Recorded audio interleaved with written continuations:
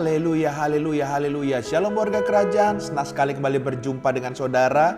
Dimanapun saudara berada, doa saya kiranya setiap kita tetap sehat dan tetap dalam pemeliharaan Raja kita yang sempurna. Haleluya, haleluya.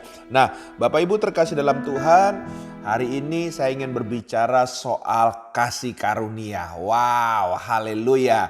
Ya, mari kita sama-sama melihat dulu dari kebenaran firman Tuhan dalam 1 Korintus pasal 15 ayat yang ke-10.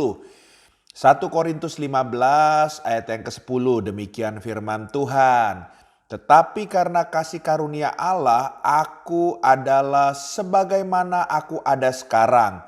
Dan kasih karunia yang dianugerahkannya kepadaku tidak sia-sia. Sebaliknya, aku telah bekerja lebih keras daripada mereka semua, tetapi bukannya aku, melainkan kasih karunia Allah yang menyertai aku. Haleluya.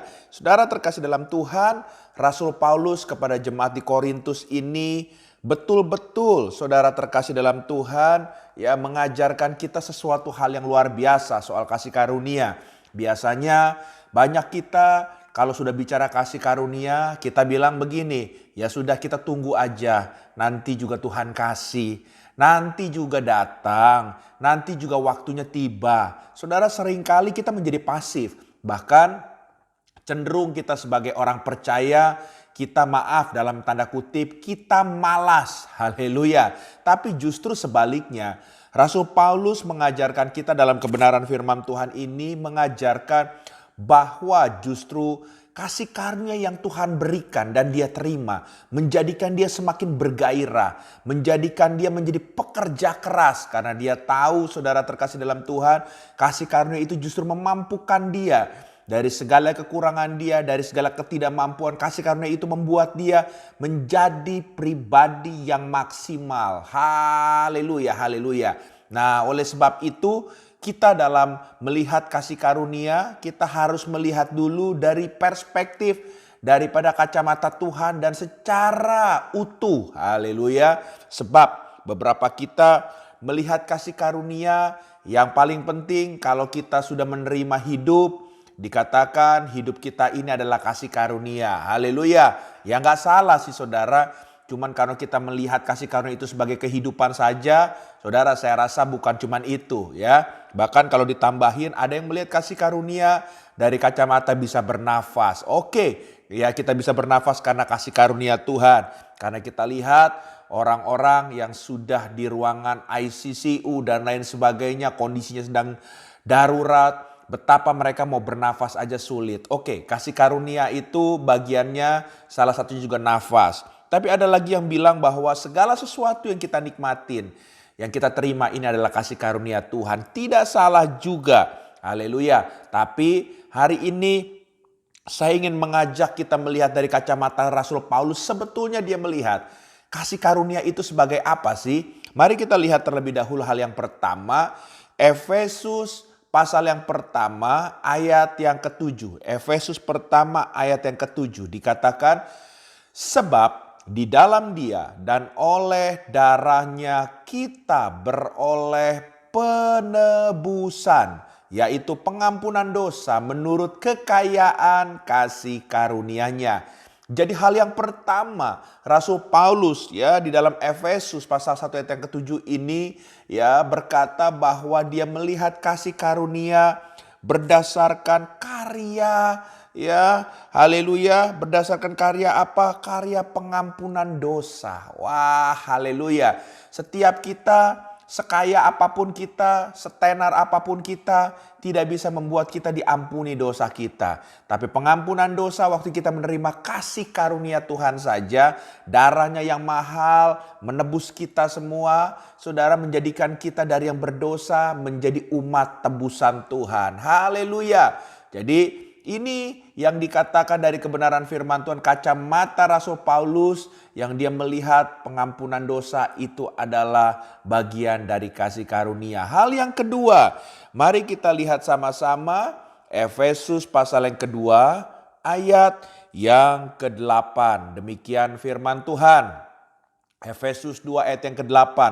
Sebab karena kasih karunia kamu diselamatkan oleh iman. Itu bukan hasil usahamu, tetapi pemberian Allah. Haleluya. Hal yang kedua, saudara terkasih dalam Tuhan, Rasul Paulus berbicara soal kasih karunia itu adalah karya keselamatan. Haleluya. Ya, saudara dan saya boleh ditebus dengan darahnya yang mahal, ya, diselamatkan, ya, diangkat dari lumpur dosa karena saudara menerima karya keselamatan dari Kristus yang mati di atas kayu salib. Itu adalah bagian kasih karunia Tuhan. Haleluya, haleluya.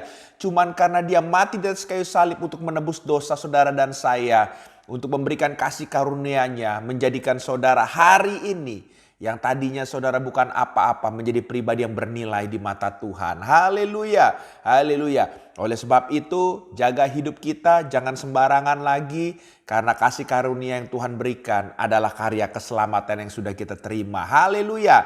Yang terakhir, haleluya. Ya, mari kita lihat dari kebenaran firman Tuhan. Efesus pasal yang ketiga ayat yang ke-8. Efesus pasal 3 ayat yang ke-8.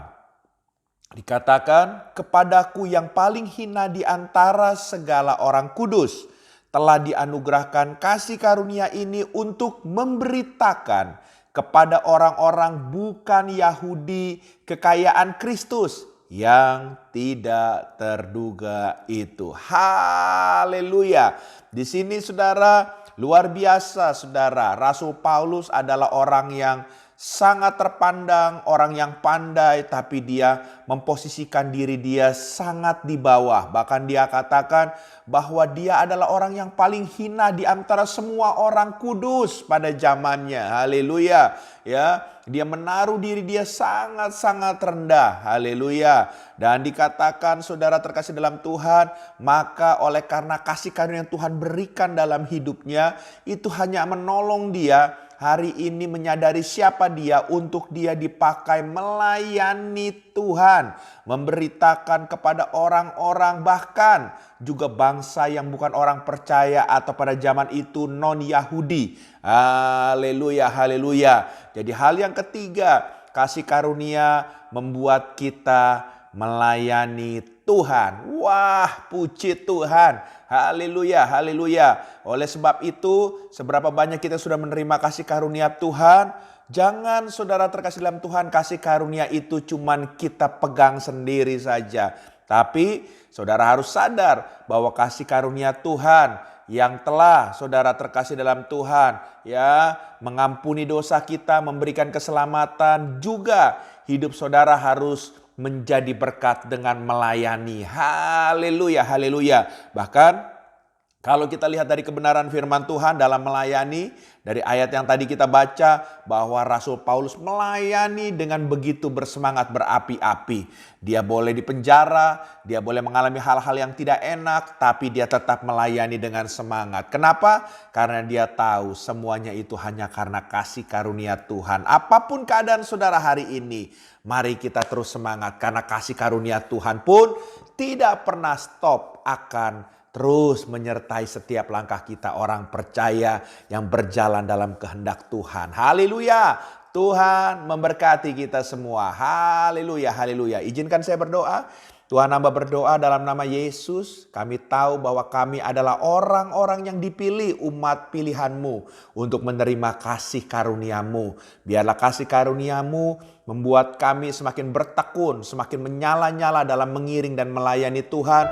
Dan membuat kami terus bisa menjadi berkat, nama Tuhan dipermuliakan melalui kehidupan kami. Materaikan firman Tuhan ini dalam nama Yesus. Haleluya.